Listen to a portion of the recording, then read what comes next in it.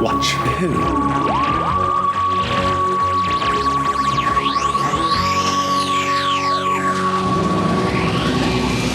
Hello, and welcome to Watch Who, a Doctor Who podcast. I'm Mark. I'm Sarah. And I'm a Doctor Who fan. And I'm new to Watching Who. Yep, watching for the very first time. Very first time. And welcome, everybody. We are on Titan Base. You're welcome to it. We're having a party. Hey! Come on, join in. It's the Doscars. Better party than what those guys had. Get your sequins on, everyone. Get your cool shades. Get them nucleuses out. We are celebrating season 15, and everybody is just landing in their shuttlecraft at the moment, walking along the space red carpet to join us for this momentous occasion. Who have we got? We've got Vince and Ruben from Horror Fang Rock. We've got all the scientists. We've got Colby and Thea and Max. And the I'm giving context. lady. I'm giving party context. I'm actually dancing. We've got the crew from Persephone here. To be down, I said, you're mine. Keep yourself on the ground. Well, yeah, we're having a great party. We've got K9. Yay. YMCA is fun to stay. And the Castellan and all the Time Lords there dancing away. Looking very regal as they come in. We've got all the guys. We've got the Gatherer and the Collector coming along. Watch out, don't let them take any of your cash. Anybody else? No, I feel like between us we did a great job there of really building the party atmosphere. You just saying who's here and me singing the YMCA in the background. So everyone take your seats. I think we're all getting ready, aren't we? We're nearly there. We do have some wonderful catering. Edith is back. Of course. She's fresh. She's been on Blu-ray. She's coming out on Blu-ray. She's had that break. She had to go off and be on Blu-ray. Of course. So now everyone has enjoyed her in HD on their Blu-ray players. She is back. She's back. She's had her moment. Yeah. So absolutely wonderful. We're going to do the Macarena later, so get ready for that, peeps. Okay, great. All the disco classics apparently, just because it's like 70s sequin disco time. There we go. Okay, I think we're ready for the ceremony now. Well, it's been I was going to say dodgy season, but it's been up and down, hasn't it? Yeah, I think after some really strong seasons, it's almost quite nice to be back into the unpredictable. Yeah, well, it is. Actually. Yeah, and we've got more to talk about. Yeah, and if anybody wants a drink tonight, it's behind that green screen. It's a bar. There is a bar there. It's just hidden. Yeah. It's just. We've made it a little more extravagant by having a green screen there, basically. Yeah, it can be whatever you want it to look like tonight. And you can go around corners and it looks very realistic. Yeah, have fun with that. Well done. But it's like me in that VR machine. Yeah, oh God. We'll have to post that picture. We were so drunk. Have we actually talked about that? I don't know. Maybe not. I think we might have very early on, but basically, we must. I'm sure we talked about this. I don't think in an actual episode. I don't think so. Oh, well, now's the time. Okay, go for it. So, Mark got invited to... This was when we worked together. Mark got invited to a launch party of a company in Cardiff that does events and stuff. Because obviously we worked in events and things. But the invite came through and it was like a proper lanyard. It was really fancy. AAA pass. AAA pass. You can go everywhere. Just to me, by the way. Just to Mark, right? And they'd put Mark Fowler. I know. And I was like, who the fuck is Mark Fowler? Is that from EastEnders? We legit. And I was like, also, where's mine? I want to come to this free party. So I emailed like the guy who, because I used to do a lot of the events that Saturday nights. So I knew the guy who worked there. I was like, first of all, this came through from Mark Fowler. Do you mean Mark Rawlings? And second, can I come? And he was like, yeah, it's definitely for Mark Rawlings, not Mark Fowler. That's our mistake. And yes, you can come. Like, just come along. And I was like, great. I want, like, whatever Mark had. So he's like, yeah, that's fine, come. So just because we wouldn't have gone if that hadn't been for me being like, why would I go on? Yeah, no, I wasn't going to go on my own. Mark wasn't going on his own as Mark Fowler, and I was like, fuck it, I'm going to come. So I came, we met at first, didn't we? And then we went. And basically, it was like there were bands playing and it was free bars and free food. There was like a chef doing all this food. Yeah. And there was just sort of like buckets of like beer and stuff around. And there was all like these different cocktails. bars everywhere. It was pretty much like a Doscars bar. Yeah. With all your Terry Nation. It was just, was it like sort of, you know, those water things? Am I imagining this wrong? They were like just full of cocktails. You just poured your own cocktails, you did. basically. There was like 2 or 3 bars, wasn't there? There was one that did beers. We went to the cocktails. So all free. And there were different bands playing and like things. Fire outside. It was basically they opened a new offices, and as part of it, they were going to be doing. They had like drone kits and stuff. They had a warehouse of drones. We got very excited when they showed us. They were like, and here's our warehouse of drones. Yeah, we were like, what? Well, before we get to that, but we found this table. So it was in their offices as well. So you walked around and there were like desks and stuff and like notepads. And I think I wrote like a dirty message on a notepad. By this point, right. So before we walked around the offices writing dirty messages on notepads though, we sat ourselves next to the cocktail bar because they were in like, they'd put these little wooden huts and we just plonked ourselves next to it and drank free cocktails for what, about an hour and a half, 2 hours? We missed all the bands, we missed all the speeches and announcements. Everything. We missed everything, basically. We just sat upstairs and got wasted, sat right next to this free cocktail bar. And then we went downstairs and we're really drunk by this point. We're both like pretty drunk. And they were like, come and look at our warehouse of drones. We were like, what? We were just so drunk. And then they were like, do this VR. So Mark's got this picture of me, which you'll have to put up with this episode after, of me wearing a VR kit. And this was years ago. So this was like early days of it. And I'm just absolutely hammered. It's like a blurry picture. The whole thing, we were just so drunk. And really hungover the next day. Terrible. It was terrible next day. Yeah. The VR was really We were the last out as well. We were like some of the last people out. We were just so drunk. We're only going to go for like an hour We were like, we'll go for an hour and then there's just free food and free drink. And we didn't really want to talk to people. We didn't talk to anyone, We didn't talk to anyone. We didn't really want to. We were just like, oh, let's just go, show that we've gone. And then we just sat and plonked ourselves next to this bar and had a great time. It was very funny. But we were just so drunk. And I don't think they realised how drunk we were when they started talking to us. And then they realised how drunk we were. Oh, no. Well, we've got VR here. If anyone wants to, tonight at the Doscars, if anyone wants to be in Underworld, the whole story, it's all there for you in VR. The experience. You can go and free the minions and all of that. Yeah. Minions. You can do what you want, basically. Minions. I can't remember. Yeah. Anyway, let's crack on. Anyway, right. So let's. What we said? Oh yeah, we were saying about the bar, weren't we? Yeah. Yeah. So everyone's ready with their Terry Nations. Yeah, we're ready for the first category. I think the first category is best villain. I think. Okay, got it. Because you've got the paper. Yeah. Also, we should say we're recording together. Yay! Yay! I haven't said that. So you read them all out, and then I'll read who won. How's that? Yeah. Okay. That's fine. Cool. That's easier, isn't That's it? a lot easier. We're both on stage together, by the way. Sarah's staying here. I won't put you in some VR world or anything like that. I got my agent to negotiate that contract again, you see, and have words. Sarah will not be making an appearance unless she stays in one spot.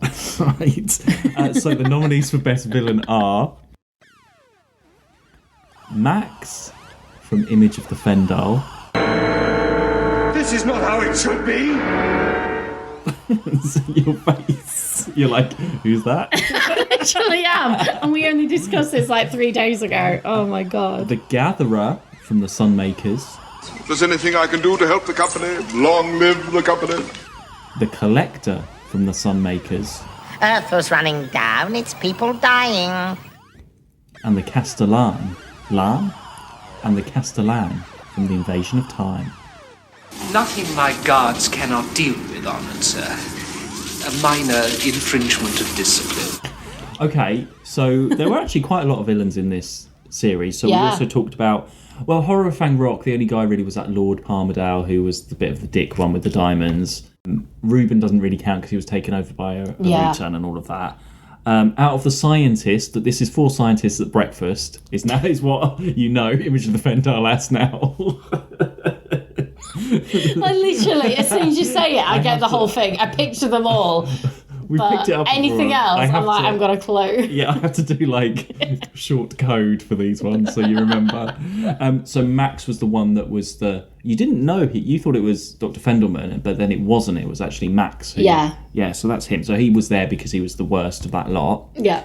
Gatherer and the Collector, you love the Sunmakers. So Gatherer was very over the top and he's the one that got flung off the building. Yeah. And then the Collector was you really liked him. I thought he was too over the top and too panto. But he was a good villain. But you liked him as a villain, I suppose. And then the Castellan was in the Invasion of Time, who was the Time Lord that was working with the Sontarans and the Vardans. I thought he was really good. And he's a great actor because he's in Enemy of the World and Android Invasion as well. That is very much his shtick, isn't it? The sort of weedy, baddie. Yeah, he was like that in baddie. Enemy. He was really horrible in Enemy of the World, wasn't he? Did he kill Faria? Yeah, he shot her. He shot Faria. Yeah, so he always he's great at playing those characters. Yeah. We did also talk about Stor the Sontaran, but he was pretty terrible, to be honest. Mandrill, who started off bad in Sunmakers, but wasn't in the end. And I put down the ship in the Underworld, P7E, for no reason. The ship's here tonight. Hey! Just landing over there. Give us a It's going to get its Terry Nation and join us. So, would you like to announce the winner and then we will... I would. Okay. And the winner is... The Collector! A complete blank then. Everyone from that planet is booing. Ooh, I don't like him. He has paid his taxes and he's here tonight to collect the award. He's come out of the chair. He has come out of that chair. That was weird though. I don't know. There's something about him that I don't... Oh, I think he was too silly. It was that silliness that I didn't like. But I loved. Great story. I think when I think of what a villain is for this season, he ticked all that. Well, I suppose so, but too much. But I thought you would think he was too much over the top because you don't like the over the top. But in context of that story, yes, it worked. You liked it. Yeah, I do understand what you mean. Better than the Gatherer. The Gatherer was also over the top as well. But yeah, he made that story though. He's memorable. Yeah, for sure. And that's all you can ask for. Exactly. Yeah. There we go. Off he goes. Back in his little chair. Off he wheels away. He can fit his little thing down the hole. Yeah. Right. If you misbehave, that's where you're going again. All right. So yeah, we're just going to wave over to the Sontarans. They've just arrived. Why is everyone coming late, Mark? The ceremony has started. Come on now. Just a few more on the And we were Vardans. late because we did that story about getting drunk. Yeah, I know. No excuses, guys. No excuses. We'll head straight on to Best Monster then. So only 3 nominated this time. And they are... the nucleus of the swarm from the invisible enemy. It'll burn out once we reach Titan on the breeding tanks. Our job is finished. The Fendel/Fendelines, don't at me, whatever they're called, from Image of the Fendel. Don't at me.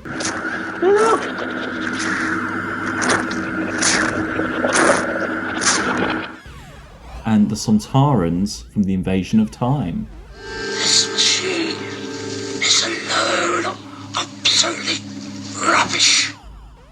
Now, not a good monster season. No, that's why there's only 3. And the ones we've got are, like, the nucleus is terrible. But I Absolutely disagree. terrible. But you disagree. That it's only there because you disagree. Yeah. Yeah. And also there's not that many monsters. It'd be like 2 in a category if we didn't. Fendelians, there's the little ones and there was that big one. They didn't make an impression on you at all, even though they were the massive worm thing. Yeah. Slug thing. But they weren't in all of the story. They weren't the big monster. It was a weird story because it was the gold lady. This is Scientists at Breakfast, by the way. All right, yeah. Okay, thanks. Mart Hyler. Literally, I only get it if you say that. If you say it doesn't matter how often you say the name of that story, I don't click it until you say. And we never really got the point of them because there was like little ones on Thea when she was being taken over by the Scott. Oh, yeah. There's the big one and it appeared in the corridor and then it disappeared and then there was the gold lady and all of this stuff. And okay, the design, yeah, okay, but what I don't remember a lot of that story. I'll be honest. I literally only remember them having breakfast, having them all and that was when I was like, "There's 4 of them. It's not the same guy twice." That is how much I struggle with that story. I suppose the design was all right, but there was no point to the monster. It was a monster because we need a monster in the story. Yeah. We need something to be a threat. Sontarans, it's diminishing returns for Sontarans because remember Lynx in the Time Warrior? He looked, that makeup was amazing when he first took off his helmet there. Yeah. And then the next one, helmet not as good, it was outside on the rocks, remember? Yeah. And then this time their helmets don't even fit, their eye is like, and you can't see the other eye. They're getting taller, they're supposed to be short. He's tripping over in the swimming pool. They're not a threat. They don't have those conversations. The voice was really bad. The voice was off. They didn't like Lynx. Remember Lynx when he was like with the Doctor and Sarah Jane having really good conversations with Iron Grod and all of that. Yeah. And now it's just Doctor like that. And you can't hold up a conversation like that with there's no pace. There's no. So they are only there really because the only other ones we didn't include. It's very pad that actually. Was Vardan tinfoil. We couldn't. No, we couldn't. We just couldn't put tinfoil. Sorry, tinfoil, everyone. Sorry, shimmering over there. I could not shortlist tinfoil. That's all. Just couldn't do it. The Vardans already know because they can read our minds. They haven't won. And the Rutan, which you're slightly fond of, but it didn't make it. Which one's the Rutan? Big blob, green blob. Oh, I hate green blob. What you want about that? I'm fond of. I hate green blob. Oh yeah. Okay. Okay. Mark, we had a whole argument about how much I hate green blob. Yeah, I know, okay. So we are left with these 3. Well, over to you to announce the winner. Okay. Do you know who? Have you got your envelope? And the winner is the nucleus of the swarm. Ooh, I'm not shouting yay because... I will, yay! And there are prawns available from the bar as canapes. Edith's handing out the canapes there. Well, okay, it's really process of elimination. I'm sorry, Nucleus. Mark's not happy Nucleus, about it. He can't even walk up to get it. He needs help walking up. Help.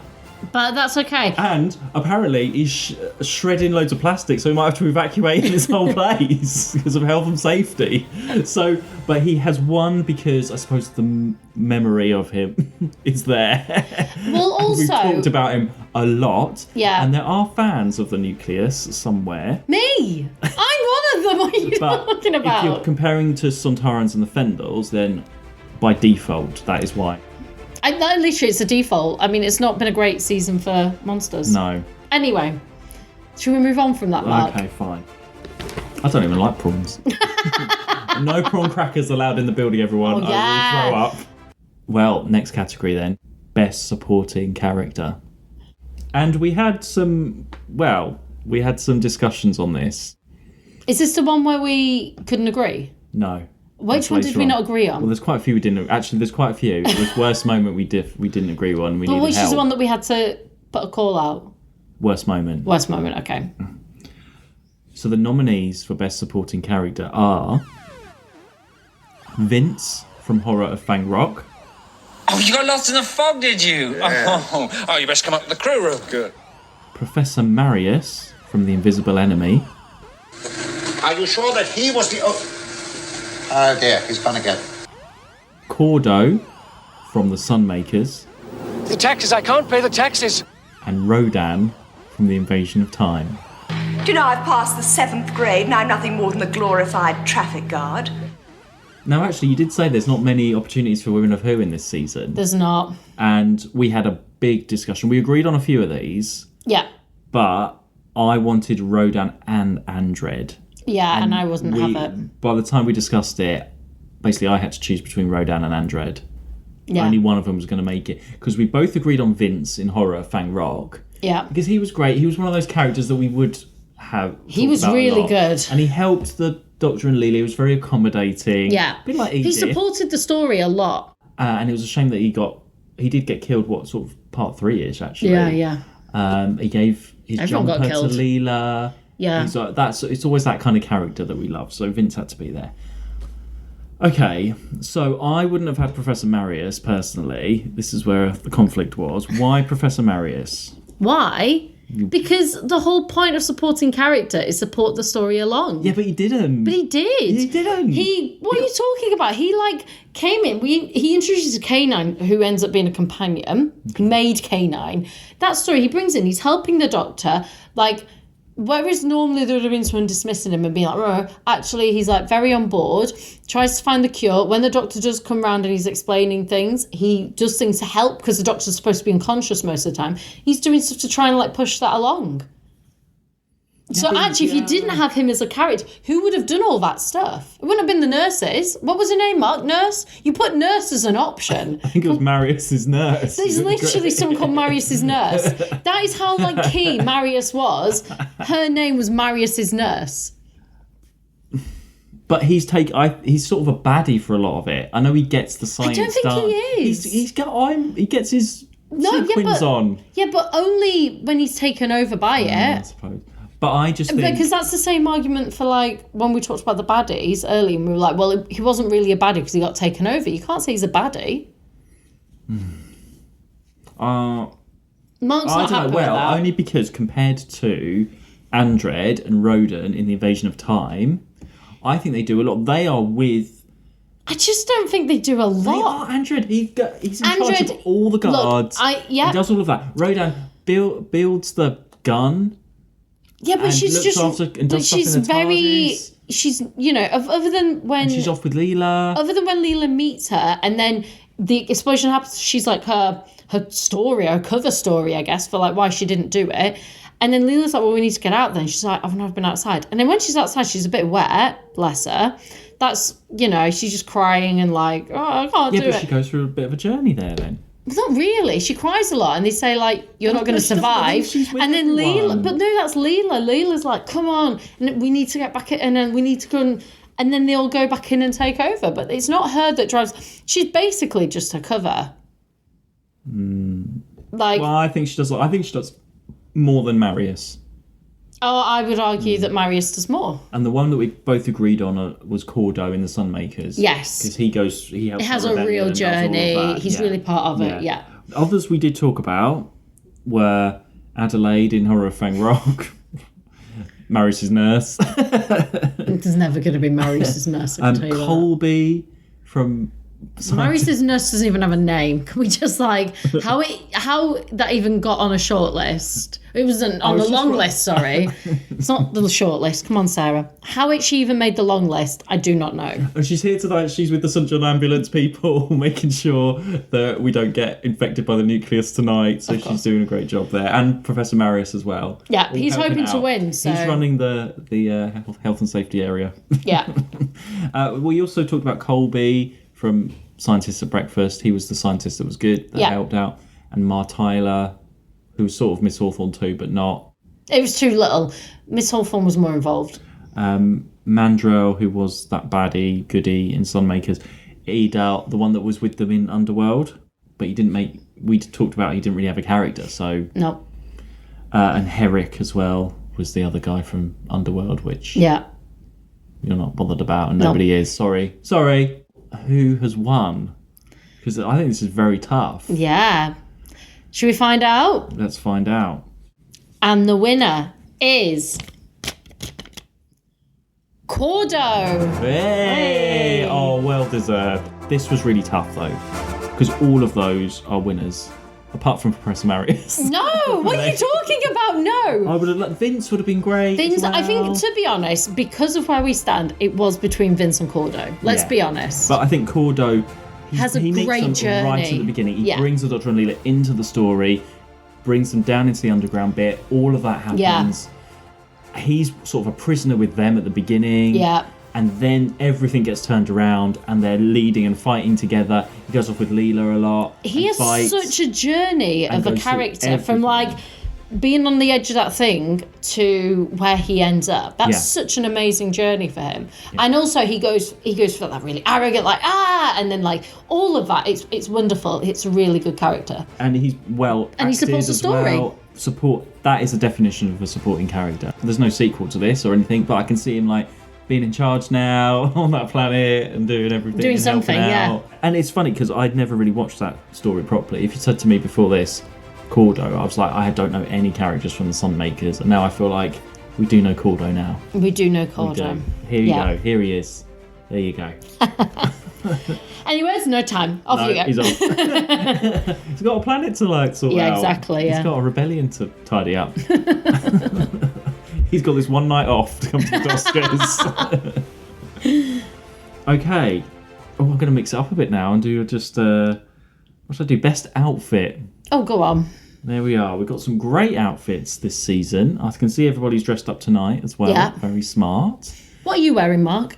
What am I wearing? Yeah. I'm wearing my Gallifrey robes tonight. Of course. I've got my builder's gloves with the jewellery on over the top, as they do. I like that you've come as Leela in a nice jumper. I know. I was going to say. not Leela in the jumper and that thing that you like. Yes. Thank you. I'm wearing Leela's jumper tonight. I nearly did put a jumper on like that today. Yeah. Still fashionable to this day. I remember I'm working later, so probably not wear a cream jumper for working in a pub, but I nearly did for us recording this, thinking I'll be Leela.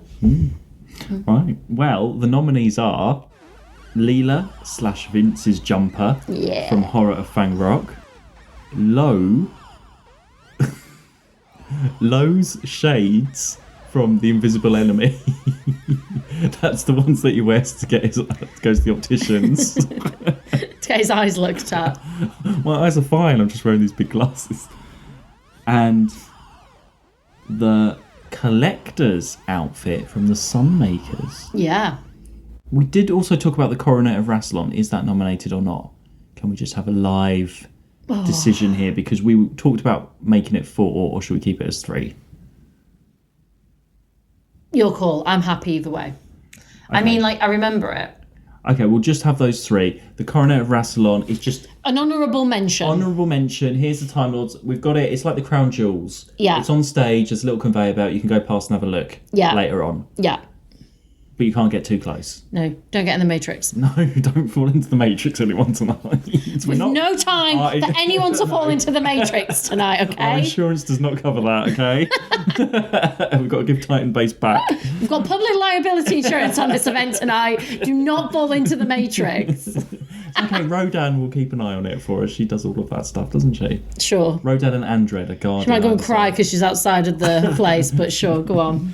Right, okay. Well, yeah, we've already talked about that jumper. Yeah. And we have to remember, it was Vince's first and he gave it to Leela. Yeah, it's a great jumper though. Perfect for running up and down a lighthouse in. And it's nice because most of this season, Leela is in one outfit. I liked her first out. She has 2 of those sort of leotard. What are they, leotards? I don't know, warrior things. I don't like the lighter. I always think of what do I always think of when I see it? Lara Croft Tomb Raider. I don't know why, but... Well, the 70s version, I suppose. Yeah. I like that first one that she had, and then she gets that lighter coloured one. I'm not a fan of the lighter coloured one. I don't know why. I always think, whenever I see her in, I think you must not be able to have pasta for lunch, because it is not a forgiving outfit at all. You can't have any bloat in that. And it's surprising that she stays in it so much. She's in it the whole time, apart from... Well, this. Horror Fang Rock, she has... Or Talons of Weng Chang, she was in the Victorian stuff. Yeah, but that wasn't this season. Yeah, but in this season, yeah. It's only this jumper. Even in Image of the Fendar, when she's out with the cows in the field and stuff, she's all in that. And she must have been freezing. Yeah. In that. But I suppose the outfit is the character and you have to keep her... Because I suppose it's okay with the jumper and she's got the knife and everything. And, you know, Leela's like that. But I suppose because she's plays that character so... like that tribe where she came from, it would maybe be a bit weird if she was wearing, like Dodo, hey, look what I found in the wardrobe, but that's wearing that and then she's suddenly acting. That's really interesting though, isn't it? Because I feel like it's an extra bit of the character. Maybe this is a development of the series, because the Doctor always looks like the Doctor. Yeah. And all of our companions change clothes generally, and this is the first time where really that's not happened. It's an outfit, a regular costume. But it's interesting what you've just said about how it establishes that that is what the character is, in the same way that the Doctor wearing his outfit is what the Doctor is. Yeah. That's really interesting. I'd never thought of that before. And moving forward, it'll be interesting if that is what we have as a staple going forward. Like, they generally look the same. Maybe the odd thing, if you go to the Victorian, they might wear something, like, they might dress for the era in how they do. But generally, what they wear is what they wear. That's really interesting. We will keep a close watch eye out for that. However, her one outfit change, which was that jumper, was peng. Those shades, I can't put them there. They're not like best. I don't know why they're actually in best outfit. But you put them there. Again, it's memorable, I suppose, rather than best. But it's funny, isn't it? Very funny, and you remembered them, and you wanted them there, so they're there. I mean, budget-wise, it's not a great season for costumes and outfits. No. And maybe that's another reason why Leela doesn't have lots of outfits. Well, yeah, saves a bit of money, yeah. Yeah. And then also, you wanted the collector's outfit. Well, he had quite an interesting outfit compared to everyone else. It was like a bank manager type thing, wasn't it? No, he had like robe. He had a full robe. You're talking about the Gatherer. Have we got them mixed up? Yeah, we have. Oh no, controversy. The Doscars, everyone. Definitely meant... Yeah, I said the one with the robes, yeah. The one that went off the building? Yeah. Oh, okay, sorry everyone. Just redo the nominees. It's the Gatherer, not the Collector. Yeah. We apologise. A press statement will go out later apologising to everybody on that planet. Yeah. It's the Gatherer. So he had that. So it was Aztec inspired. Yeah. Oh, I didn't think it was. Mark's like, why is this bit made? Because his outfit was so different to everyone else's. Everyone else's was quite... But everyone else, even the Collector, was very... what's the word I'm looking for? For their roles, it worked. Suitable for what they kept, what they were. And his was just this ridiculously over-the-top garb that just, it felt like a... But I loved it. It did work for him. It sort of, I think, added to his power of, like, his prestige rather than power, because he doesn't really have much power, but he has level, doesn't he? He's like... Yeah, it's theatrical. It's very theatrical, and I think it worked quite well. It just felt like a bit like, we haven't really got much. Let's just borrow something from here and borrow something from here. It felt like one of the Time Lords gowns. It probably was. Yeah, well, there are three.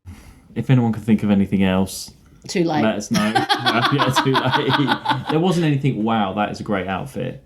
I think that's it. This season's been very low-key on outfits. Very 70s. I don't know what that means, but it's just 70s. It's getting more and more 70s. Well, I mean, that's budget, so isn't it? Right. Winner. We know. Okay, would you like to announce? And the winner for best outfit is Leela's jumper. Yeah. And what a jumper it is. The most famous jumper in Doctor Who. That's what, more famous than Barbara's and Ian's, remember? Barbara had a good jumper. Remember Barbara's jumper? I would happily cosplay it in that jumper. Barbara's or... Leela's. Oh. It's great. It's a great jumper. It's a great jumper. It is, and they are available on the door as you leave tonight, everyone. They're in everybody's goodie bags. Everyone, look under your seats, everyone. You got a jumper, yeah!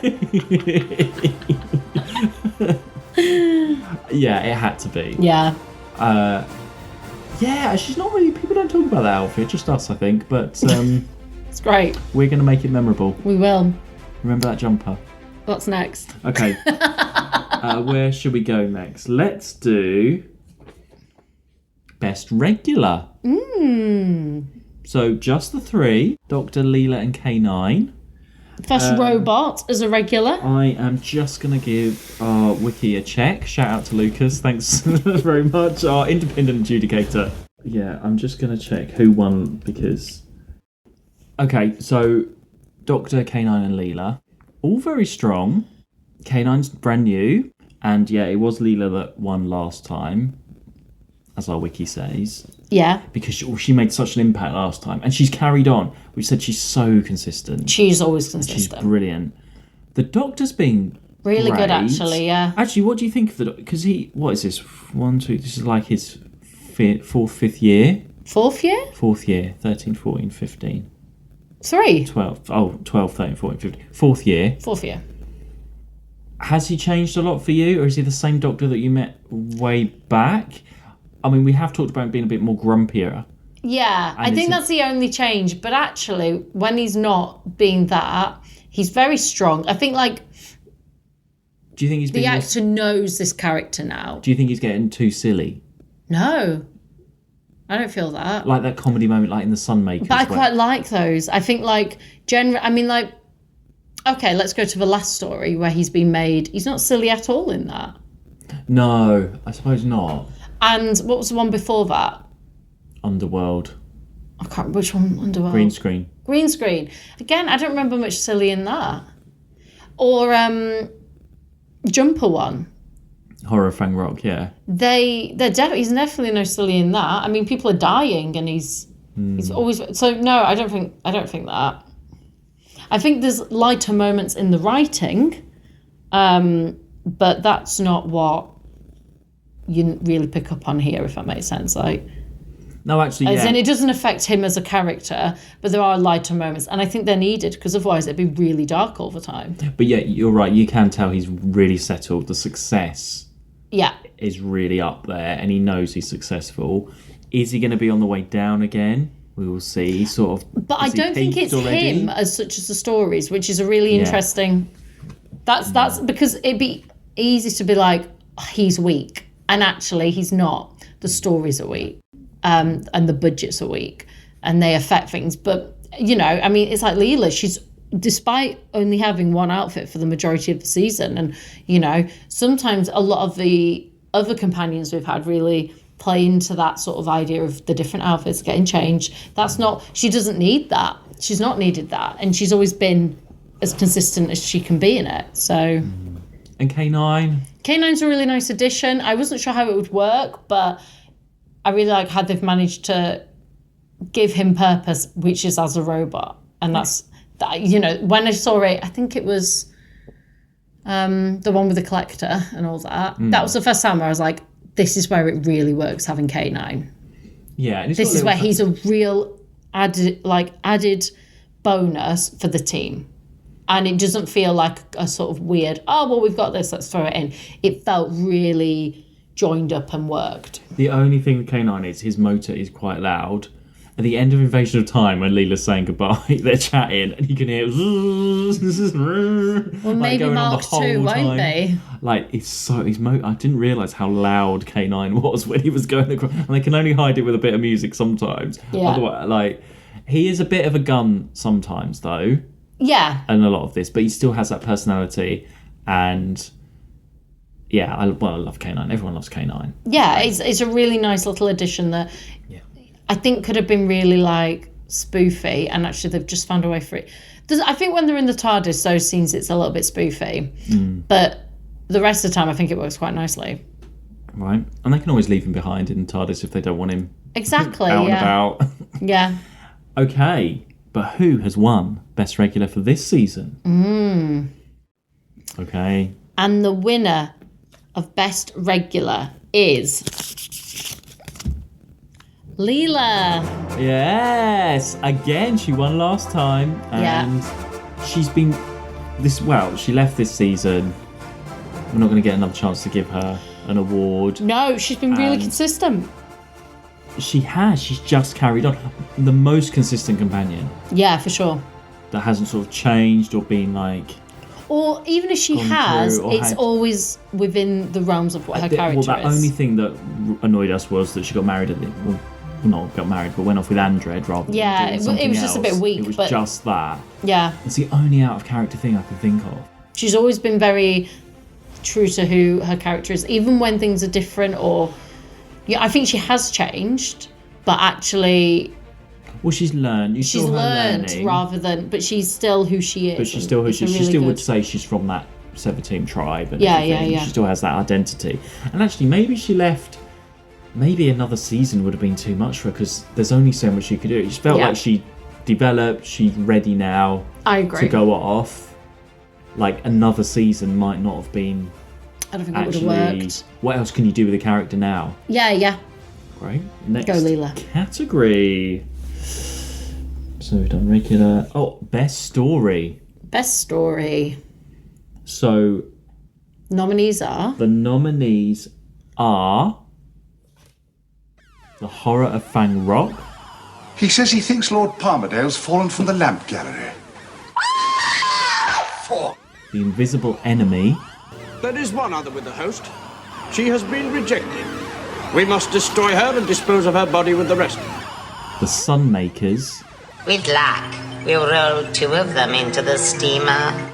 And The Invasion of Time. Well, don't stare at me. This is a very delicate operation. Makes me nervous.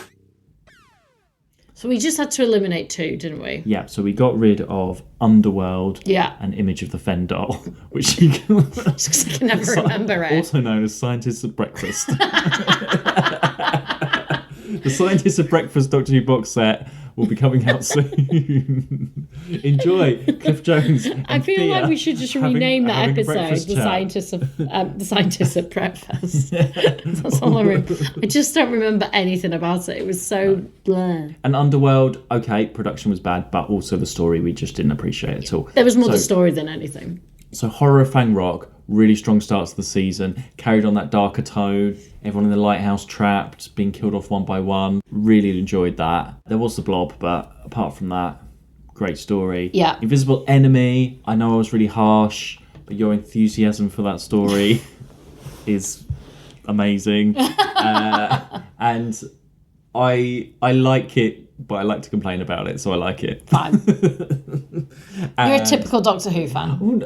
Well, okay, I enjoyed this now. Every time I see those shades... I just liked how different and refreshing it was. And especially because, like you said, it's been dark for so long, it sort of went somewhere else. And I really liked that because you just sometimes when you're watching these in order as well, it's something you see when you're seeing it in order. It was just so refreshing to have that change that I was like, I'm really on board with all this. And Sunmakers, again, you really like the story I for loved that. Sunmakers. I'm sort of middling for that. Yeah. But I do like the characters. I get what it's trying to do. Still probably wouldn't choose that to watch too. See, that's interesting because I think I would. I'd watch that again. I think there's really interesting characters in it. And I think the whole point is, you know, we've talked about sort of the panto-esque or the jokiness of those other characters, but that kind of just plays to it. It's such a ludicrous idea that I think the only way they could have played it for it to work is the way they did. If they'd have been trying to play it too serious, it'd have been like, well, it's ridiculous. And this is... So those characters being those sort of, like we've said, panto-y over the tops, just added to that. For me, it did anyway. I think a lot of it was like the tongue-in-cheek, we know this is what this is. And we had some great characters in it. And then Invasion of Time, which I really liked. Yeah. I'm not sure if you actually liked it, really. Well, I know it wasn't like your favourite, was it? Hang on, which one's Invasion of Time? Time Lords. Oh, yes. Yeah, I did enjoy it. It's not my favourite. Like, there were points where the story was a bit... Like, I can't imagine how they could have shortened it, but I think they could have shortened it. Well, 6 episodes. I would go back and watch that again now. Yeah, I feel like that about some makers. Yeah.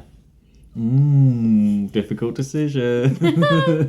Everyone's in their boxes, in their different teams. This is why we need 3. This is why there should be 3 of us. Give us a Shimmer Vardens. There they are out there. Because when we don't agree, there's no third. Yeah, there's the gatherer. As we'll get to. Gatherer up in his box. Whoa, he's falling down. And we've got Vince and everyone and Ruben and Adelaide up in their lighthouse up there. Of course. Shine a light. Who has won? Who will go down in history with... Who won last time? I will just check. Oh, so it was Talon Zaweng Chiang last time. Okay, I'll announce the winner. And the winner is... The Horror of Fang Rock. Yes! It is a fan favourite. It's a good start to the season. Atmosphere in there as well. Yeah. We liked all the characters. It was so close with the Sunmakers. Yeah. Very, very close. Probably my dislike of it brought it down a little bit. Yeah, but you know, that's why we discuss it, and it's a panel of 2. But A Horror of Fang Rock is absolutely one to go back to and enjoy. Everyone's great in that. There they are celebrating with their Terry Nations. Having a wonderful time up there. Yeah, they're going to get the boat back later, so watch out. Party on the lighthouse later on. That's the after party. Yeah, but it was really... Okay, the Blob let it down a little bit in terms of special effects, but having a lighthouse, a great idea for a story, trapped in that historical setting as well. Really great. So great that Anne Travers came back in a book, a spin-off. Oh, really? I did tell you about that at the time. Thank God, my memory. And Anne Travers is here tonight as well with the unit. Stop introducing people. I'm just pointing out the people that I happen to see when I'm looking out over out of the stage. I just happen to see Anne down there. Of course you did. There she is. I thought she'd be in the kitchen helping everyone. No, not Anne Travers. Not Anne Travers. Come on. Okay, well, next category then. Yes. All right. They've got a lot of categories to get through. We're getting through them. Story icon. Let's go to best cliffhanger. So the nominees are Horror of Fang Rock, episode 2, where Reuben is taken over. They hear a scream and the lights go out. The Invisible Enemy, part 2, where the Doctor and Leela are shrunk and put inside the Doctor's brain. Invasion of Time, episode 2, where the Vardans have invaded and the Doctor is laughing. And the Invasion of Time, part 4, where the Sontarans invade Gallifrey. Yeah. It's difficult to explain those cliffhangers. Yeah. Part 2 seems to be very popular though. It wasn't that strong really for cliffhangers this season.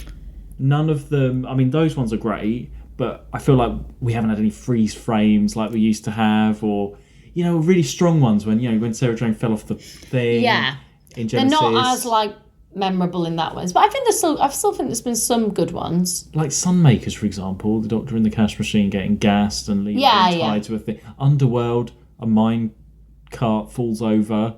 Yeah. You know, nothing. There's nothing amazing. really stands out, but I think of the ones we've chosen there, they are some of the better ones for sure. Yeah. Let's announce the winner then, and we can talk about that one. Okay, and the winner of Best Cliffhanger is episode 2, The Shrink. Episode 2 of The Invisible Enemy. So that's the Doctor and Leela being shrunk, and the clones of the Doctor and Leela being shrunk going in. Because you really enjoyed that. I did. It's something that we've not had before. It was a bit of a what's going to happen next moment, rather than a shock. Yeah. Like when those Invasion of Time ones are great. But that's what I liked about that story. It's ones that move the story on. Yeah, it moved it on. But also, what I really liked about that story generally was how so much of it was things we've not had before, and this is an example of that. That I think watching it, you were kind of like, okay, where's this going? Yeah. And that I really liked that. And like we said, this hasn't been a season of massively epic cliffhangers. I think the lights going off and someone screaming is something we've kind of had before, and that's what's in a. Whilst effective and good, it's not anything new or different.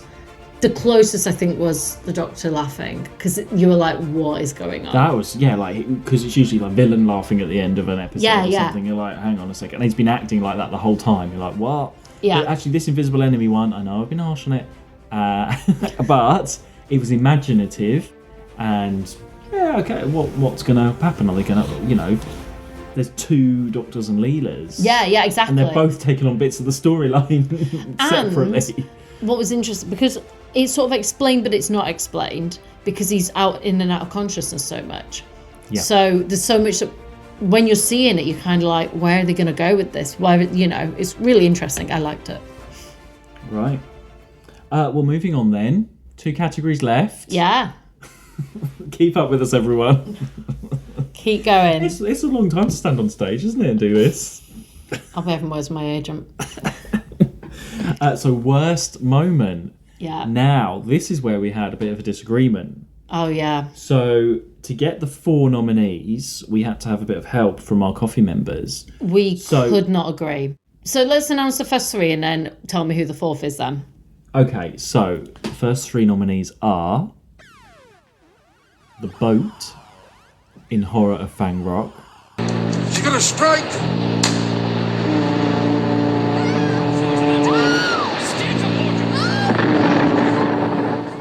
The TARDIS Corridors in Invasion of Time. We have been here before. Rhoda, tell her she's wrong. Doctor, she's absolutely right. The Invisible Enemy Party. Hey, we're having a party. Come on in.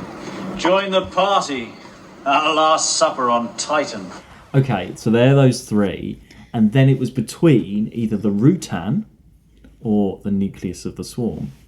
Our monster winner of the night is now also up for worst moments, which shows what a divisive creature he is. And we could not, we really could not agree. There was no budging. Well, you know what I'm going to say, the Nucleus, because I've said it all before. And I was like, a green blob is what let down. Like, that story would have been epic if it wasn't just a shiny green blob. Yeah. But so I was like, we are not going to agree. Let's put it to our coffee members and they can decide who has that 4th place. Well, yeah, so we've got our votes in. Thank you very much, everybody, for getting in touch. I have no idea what it'll be. You know, but I don't. I know who it is by a landslide. Really? Almost. How did you word this?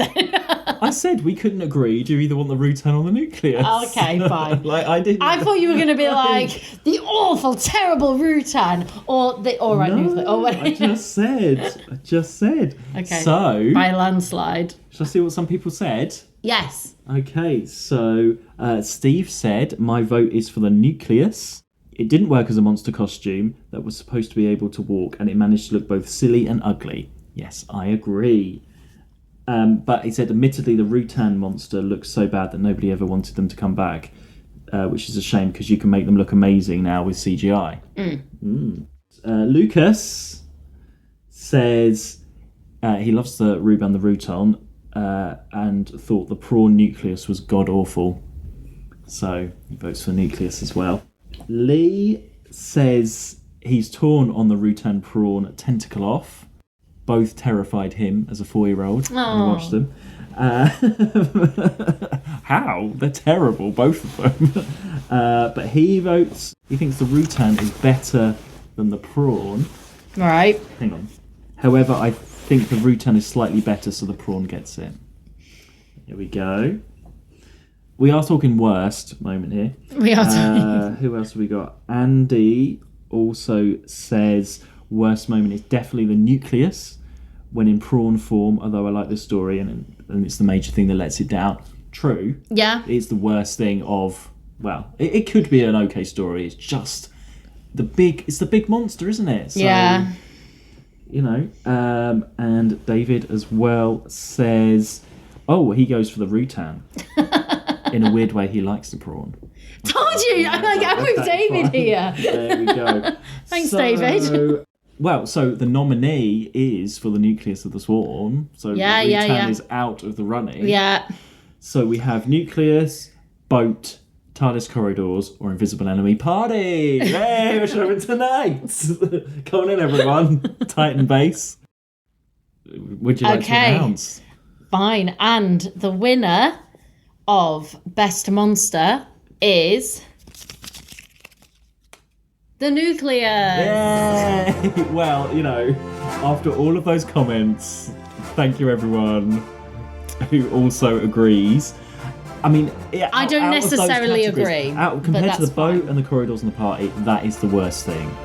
See, I don't think it is. Okay, in a complete contradiction, it has one Best Monster as well. Yes. So, so I think we're all happy now, aren't we? Yeah, but it's the best and worst. It's interesting because there are awful. I mean, the Boat was shit, but we're talking about when I'm comparing it to something that is supposed to be the threat, and we have to take into account. I mean, that is why we put it out because we could not agree.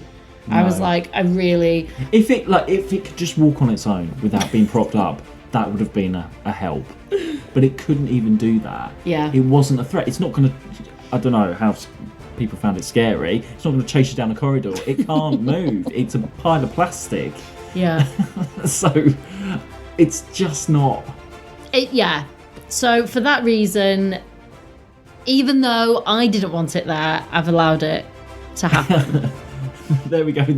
Double award winner. Look, Nucleus. there Come are on, plenty what of else can category happen? winners This is here that so in the weird. past we have been like, fine. This is our weirdest Oscars because it had so many bad. Yeah, it had so much bad, but it was really good. Bad It's as such well. a weird mix. It's a strange one. Yeah. Yeah.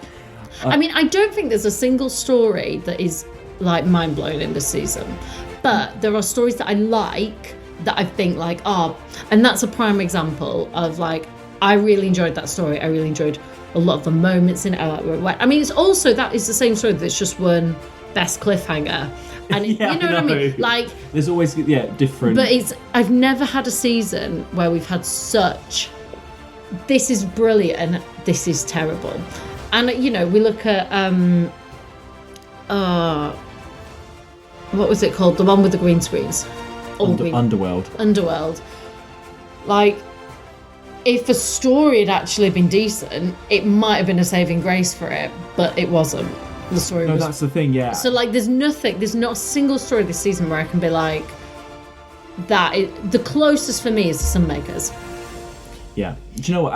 As we've been talking about the Invisible Enemy, this ceremony. Yeah. I'm sort of starting to like it a bit more now. I think I feel like watching it again now. I think it's really good, and I think, but you know, you've got to take some of the good with the bad, and all right, you could get really funny about it, but the story itself is really good. Same with The Sunmakers. I think The Sunmakers is brilliant. That might be one of my favourite stories. Third after Marinus and Enemy of the World? I'd have to really sit and think about. Okay. Because I also really love the one where they were shrunk. Are you talking about Planet of Giants? Yeah. And I loved that. I can't believe you love Planet of Giants. But I did, but also since I've never had anything like it. Well, Invisible Enemy is. It's the closest, but it's not. It's not but really, it wasn't the whole episode. I'm sorry, we're going right back here, but like that's that great. whole story, they were tiny, and it was in our world. It was in like the context of like a crime happening, you know. So it was just so clever, and it was just something we'd not had before, and I loved it, and I still remember it like all this time. It. So that it would be on my list, and I think that the Sunmakers would be as well. And I think what I'm getting from this is I enjoyed the stories that, other than Keys and Maris being number one because it's brilliant, but I like the stories that have a twist or something that happens different, or they're so different, but they know it themselves that they can take the piss out of it. It's the same with Enemy of the World. Like, the fact that he's playing the baddie as well as a goodie is so ridiculous, but he does it so well and sells it so well, and yet the whole point of it is he's playing these two characters that are complete opposites, and there's sort of like a tongue-in-cheekness about it. They're the sort of stories that I like, and The Sunmaker is a prime example of that for me. I find it like really, the whole thing really panto tongue-in-cheek. I really enjoyed, again we're going back, but I really enjoyed the one where they're in Rome. The Romans. But I enjoyed the Romans. There was quite a lot that happened in that. It was quite funny. That was fun. That was so much fun. It was like, but it was fun as well. Like, they're the sort of ones that I seem to really get and like, where there's sort of I don't know, sort of a tongue-in-cheekness to it of like, we're in on this too. We're not being silly for silly. We're all in on it. Yeah. Or if something is going to be bad, it's like, well, we acknowledge it's bad. How do we play to that? Yeah. Which is what I felt you got with The Sunmakers. Because it's ridiculous. It's an absolute ridiculous story. And the only way that they could play it is to be over the top, I think. And it worked. They're all in on that, what it is. And I liked that. Great. So, for that reason, I've allowed the Nucleus. Yeah, we'll go back to the Nucleus. Yeah. Okay, we are now on to the last category. The most prestigious.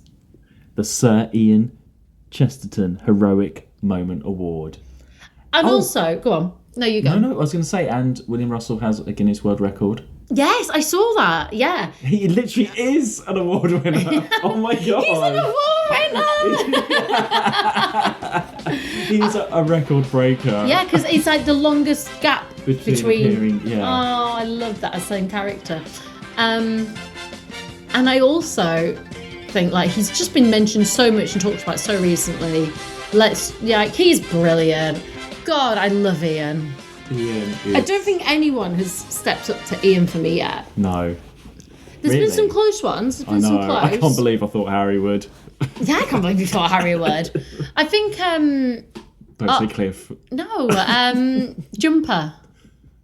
Leela. No, Stripe Jumper. Stephen would have been the closest. They were quite similar. Yeah. Like Stephen's a futuristic Ian. Yeah, basically. yeah. He's a little bit more like gutsy and like, but whereas Ian's a bit more practical and pragmatic. Like he's good, but is much more pragmatic. Whereas, I was going to say Peter Purves, but that's the actor. Whereas I was trying to say the character name of Stephen was more spoke before he thought. Yeah, more. Yeah, I know what you mean. Yeah. What was that impression I did of him that time?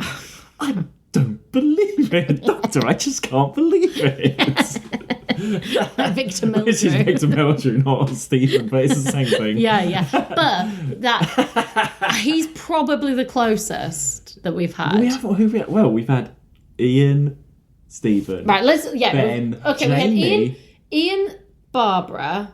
Oh, you're doing all the companions? Yeah, I think like we can't just think of it as a man. Let's just have a bit of a roll call, I think like everyone, a woman could have also I think if Dodo had been around longer, that could have been a potential. I just thought we were just comparing Ian. I mean but it's the values of Ian that I love. Like as much as like Ian himself. He would always go out and fight, and Stephen did that a bit as well. Yeah. No one else really does that. Jamie did that a little bit, in a way. Yeah. Dodo, I think, is the closest as well in terms of female. Well, the females have sort of gone, if you go into the more it's gone into the 70s. Yeah. It hasn't been as strong until we get to Leela. Yeah. But like Sarah Jane was great, but I found her a little bit. I got a bit frustrated towards the end. It was quite samey. That's not her fault. She'd been in it a while. Jamie, I found again was a bit of a weaker Stephen.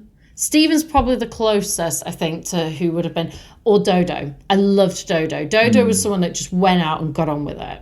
Yeah. The saddest part is Dodo and her ending. Oh, I know. It's just so weak for what was a fab character. Yeah. Because she was. And when she was in that Western one. Oh, she's perfect in that. She's brilliant. She's kicking off. She's like getting involved. She's not afraid. And there was a real, you felt that sort of, and that was the closest. Whereas Ian, I think. But Ian, you knew because there were stories that they couldn't have got through without Ian. Oh, no, they would have not even made it. I mean, even when he was on holiday, they had to film his scenes. He was never written out. Do you know what I mean? Yeah, do this scene so we can show it on film next week. Yeah, he was never not there because that is what his character was. And there's not really been that feeling since for me. No. That probably has for some people. Like I said, the closest I think would be someone like Dodo. Yeah, in terms of strong companions, it's probably Sarah Jane for me up to this point. Yeah, that's interesting. But I do love Dodo as well. Who was who was it with the hat? Not with the hat, but the Liz. So the scientist Liz, who gave everyone COVID injections. Yeah, no. But it wasn't Liz when they were at the airport. We met Liverpudlian with the hat. Samantha. Yeah, she's not a companion though. No. But who were the companions? Then? Oh, Ben, Polly, and Jamie. Yeah. you weren't thinking of that, were you? No. Victoria. No. No. Zoe, you thought was strong though. I liked Zoe. I did like Zoe. Yeah. It's interesting, isn't it? Well, but Ian is still there. Well, he's got this award named after him. Yes. So who is going to be with such people as Barbara and Charlie the Barman, as we always say? We always have to mention Charlie the Barman. It caused so much anger, and yet I stand by that more than anything. And referring to our wiki, it was D84 last season. D84. I think, and Sarah's one as well. Yeah. So the nominees are Cordo, helping to lead the rebellion in the Sunmakers. I feel so good, like a new man. Andred, helping to defend Gallifrey in the Invasion of Time. Besides, you never know. There might be a chance to have a go at the invaders. And Leela killing the Sontaran in the Invasion of Time. Okay, we found it a little bit difficult to find those hero moments. Yeah. I don't know if it was because we weren't on Earth that much, and a lot of the time, it's that sort of everyday person going against, and a lot of the time that is like an earthbound person. Cordo. Not Cordo. Yeah, Cordo. Sunmakers. Yeah. So it's because my friend's dog's called Corvo. Right. And I have to like keep... I'm never sure if I'm saying the dog's name or the character. Cordo is probably the closest to because of the journey he had. Yeah. Yeah, that's why he's there. Like, he was like top of the list. Yeah, when we talk about like the humans that like go above and beyond. He came to mind. Yeah. Like, above and beyond, but you're looking at like Horror of Fang Rock. No one really was above and beyond because they didn't get a chance. No, they all got killed. Fendel, Scientists of Breakfast, not really. Maybe Colby, but he wasn't like, no one was a hero really. No. I said maybe Ma Tyler could have been, but all she did was throw some salt with slugs. Yeah. Like, she didn't really, it wasn't heroic. No. Against all odds. Nobody in Invisible Enemy really. No. I mean, Leela is by nature heroic all the time, and okay, we've got her throwing the thing, but we just sort of put that in there. It's not really, it is her character. It's her character, but also it's the fact that she's just met these things and she's like, how do we stop it? And she does it straight away. She just gets in there. Yeah. In the same way that if we go really far back, Barbara, when they were up against the Daleks, she just drove that bus. Well, yeah, I was going to say, you weren't talking about radiation or anything. After the first story of radiation, she knew to drive the bus in the second story. She was like, I've done this before, right? Just put your foot down just go. And get on with it. Yeah. And it's that sort of like, when facing it, she just gets it stuck in. Yeah. And that was a really good example of like that. Yeah. But no one else really. And we put Andred there because I thought he did a lot. I wanted Rodan as well, I think, maybe, but we didn't. We wouldn't let Rodan. I only said about Rodan because of it was that change out of her everyday life. She's thrown outside and then she comes back and she's made that change, but she's not nominated now, so that's all in the past. Sorry, Rodan. I will bring up Rodan again though. At some point. You will. And if I rewatch it ever and I feel differently, I will eat my words. Yeah. But on my watch of that is not how I felt. Underworld. Let's not even talk about. No one was really heroic in that at all. The less said, the better. Yeah. So, your votes are in. And who will be remembered as a hero of this season? Do we have a winner? Okay, we do have a winner. Yeah. Everybody got a couple of votes. So, but no there is a clear winner. Okay. But everybody did get a few votes, at least. Okay. And the winner of the Sir Ian Chesterton Heroic Moment Award is Cordo. Yeah. I mean, it had to be really. He had such a journey. Yeah. He was great. Like from that moment you saw him, he was our character into that whole story. Yeah. And we followed him right through, even all the other stuff going on. Yeah. And yeah, he really does deserve it. Yeah. He really does. Agreed. Thank you everybody for your votes. Yes, thank you coffee members for your votes. Yeah. And I think it's a fan favourite of the Sunmakers. Lots of people like that one. So yeah, Cordo. Will we talk about him a lot again? I don't know, maybe. I mean, we still talk about Charlie the Barman. Yeah, we do. Every Doscars. He was great up there with everyone else. Right next to D84 there. And Barbara in her bus. I think Susan running through the jungle. Yeah. All of those people. Mark, Samantha reel off with her our hat. previous winners, please. Samantha in a hat was not a heroic moment. Samantha won heroic moment. did I she? swear. Let me just double check. Not with her hat, though. Yeah, no, hang on. I know did. Samantha with her hat, but it wasn't with her hat that she won Season her. 5. Let me just Yeah. check this. No. I think you're right. It was just I don't remember. It's not her hat that was the reason she won. Is what I'm trying to say. Season 4. Hang on, no. Season 4 she was in. Okay. Did she win in season 4? Samantha investigating season 4. There we are. Yeah, it wasn't her hat.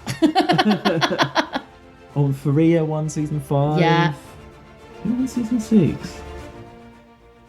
Oh, Phipps defeating the Ice Warriors. Yeah. Oh yeah. I remember So that. they're all up there. They are all. There's some. That's a great one. We always say this at the end of every Doscars. Like we've completely forgot everything. There are some good ones up there. Some brilliant ones. I think Miss Hawthorne won as well, didn't she? So Yeah, Miss Hawthorne won. yeah. There you go.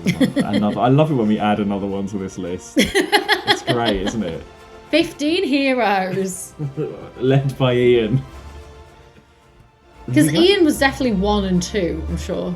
No, he has. He's never actually won. No. It's named after him. No. We've had this conversation. Hang on. No. We have this conversation at the end of every Doscars. We're like, oh yeah, we? Ian Oh my never actually God. won. Oh my We just God. named it after him. Well, he's such a hero. He wins every time. That's true. So nothing stands No, 'cause it out, was whereas he's Susan- always. Yeah, you know, Susan you're right. Barbara. Yeah. Yeah. Ian, what a man. Right. Well, thank you everybody for being here on Titan Base. Yeah. After party on the. Watch out for anyone wearing big shades. They might have sequins underneath. Yeah. Or they're just on their way to the opticians. After party on the lighthouse. Yeah, I think Horror Phone Rock are celebrating. Sunmaker's very good for Sunmakers and for Invisible Enemy. Yeah. The bar will be switched off of green screen in about half an hour, so get your drinks in. It just doesn't exist anymore after that. And yeah, we will see you for season 16. Yeah. I've got to tell you the name of the next story. Oh yeah, go on. It's one of these ones where I've sort of always pronounced it differently, so I might say it wrong. Great. And cause controversy. But I think it's called the Rebos Operation. What do other people say it is? Ribos. Ooh. Oh no, actually, I think I've always called it Ribos. I think it is Rebos. Should we put it out as a voice note? Rebos or Ribos? Yeah. I'm sure they'd probably say it in the story. Rebos. So it's the Rebos. R-I-B-O-S. Okay. Operation. Cool. There you go. So where can you find us, Mark? Oh, okay. And you can find us through the Vardan wavelengths on Twitter and Instagram at 2WatchWho. Thank you so much, Coffee members, for your input. You swayed it. You swayed the nucleus, guys. You did. It. That's on you guys. And yeah, we will see you next time for season 16. Yeah. Bye. 2 Watch Who.